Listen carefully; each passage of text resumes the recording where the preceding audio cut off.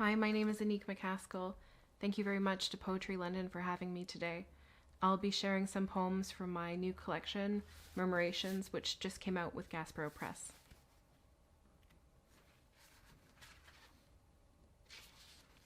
Banff. Clouds trip over mountains, lend shadows to our hands, ungloved. 4 small blessings for November, yours larger than mine, though not greater, you say, skirting the path, pointing the way back to the gallery.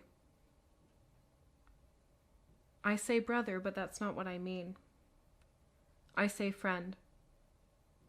Though more than oil painting or sculpture, I'd like to know the weight of you, hold it between my teeth or under my tongue, a secret like the white ermine in the snow. Ringbolt. Even Luke Perry doesn't have Luke Perry hair anymore. I like cities with towers.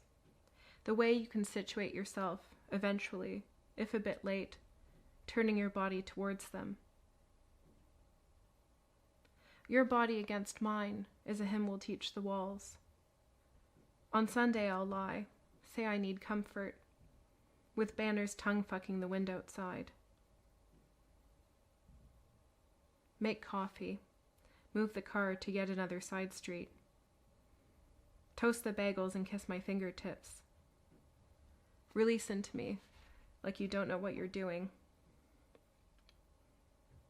By the lake, you take a picture of us, the tower in the distance, imposing continuity in geography, if not permanence. Of gold arms, you. And this poem is after a line by Sappho, as translated by Anne Carson. Of gold arms, you. With I don't know what magic, reach for me, bestow a shape on my body I'd never considered. Of warm mouth and a coffee offered, the orange mug pressed to my palm where later your skin will be. You make it so. Make me not just shake, but shatter as I reach back in equal wanting. Welcome you, your name, above the tug and moan of the streetcars. It's winter and we must forgive birds their absence. And I hear them anyway.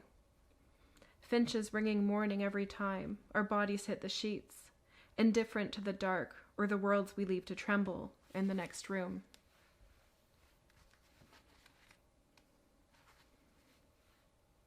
Missed call. The house sparrow carries sunlight in her beak.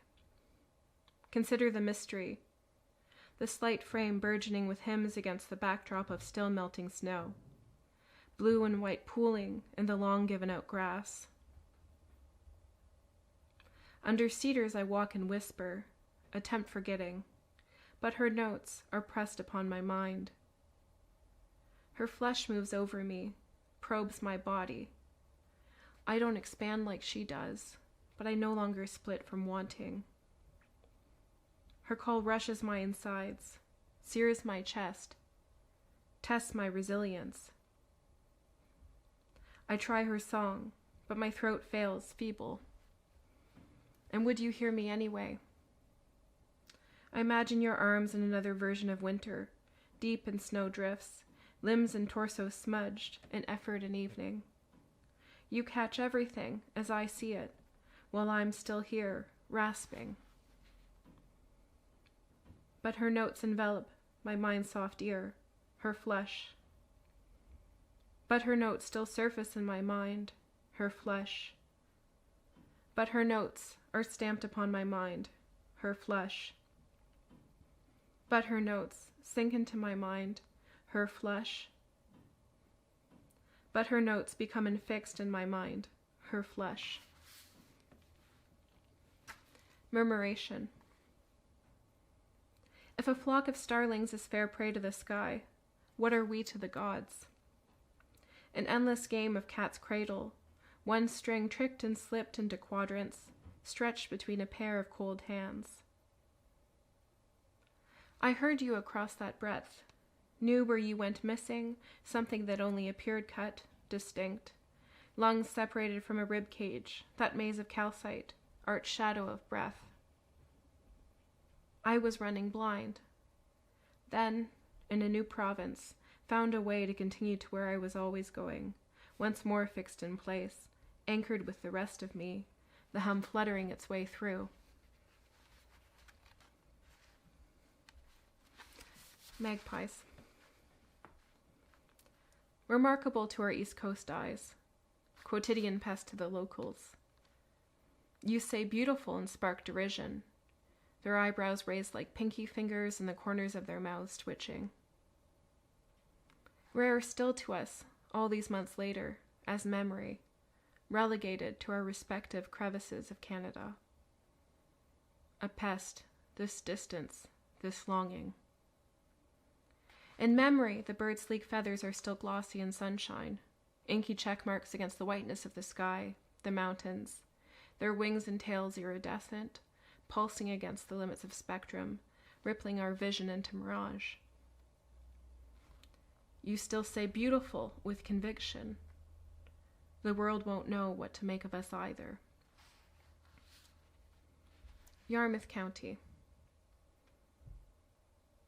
A simple house, its windows elevated over Chebogue Point, the blonde panels rendered still paler in whitewash. Ducks drift in the river to where it cedes to marsh grasses, threaded through winter's last snow. And the geese rinse their necks, 4 base clefts dipped beneath the sky's grayed mirror, emerge flickering with water and sunbeam, their new home temporary, though not without heft. Today the clouds will change color with every passing hour. Today the shower's fog will clutch at the bathroom glass, softening the reflection of our faces, while the flock's broke gasp vibrates through the windows, dampened but constant.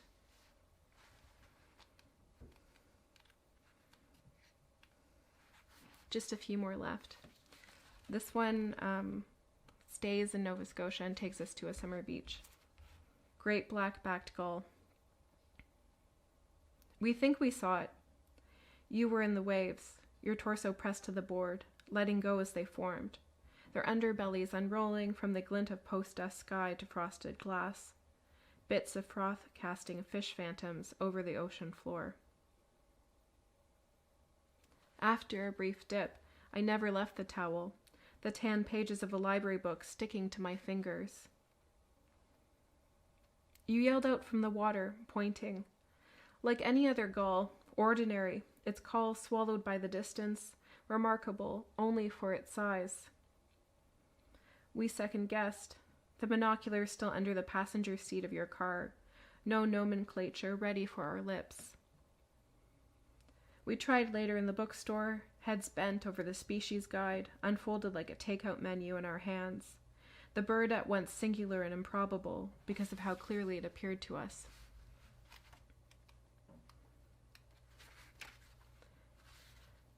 Ketch Harbor. Post-rain, the water spills like silk, calm like it's everyone's day off, but just Friday, our secret slip into the future. We should be so lucky. Yellow flowers sparkle in the grass along the highway. Weeds, more perfect than the armful of grocery store tulips I brought to you in February. I don't like to think about what frightens me, so I picture your eyes instead. And sometimes I can't hear what you are saying, but I know that it is beautiful. We drive and we drive. When we get out, the air is cool. Who could blame us? Who could have waited any longer? I'm just going to read one last poem. Thank you for tuning in. Thanks again to Poetry London. Pitch. The sky slipped itself into night shearling gloves, but what to do with our bodies? If I can leave my shame behind, I'll call it a win. There are so many sounds in the world we can't recreate with our voices, so we trust what the other means. When we reference a duck's quack, aiming for the exact note of her nasal questioning. Some of us are better at this than others, and like starlings, can fool multiple species with our confident imitations. Kindergarten classes make devotions of this exercise, which is mostly useless, but then there was only one way to respond when you told me how you felt, your shoulders back, a tallish human length between us. I can never repeat the sound, but sometimes we still hear it. Thank you for listening. My book can be found on my website, annickmacaskill.com. I'm selling copies there. I'll even sign it for you. Also check out my publisher's website, gaspro.com, or your local independent bookstore. Thanks so much for tuning in.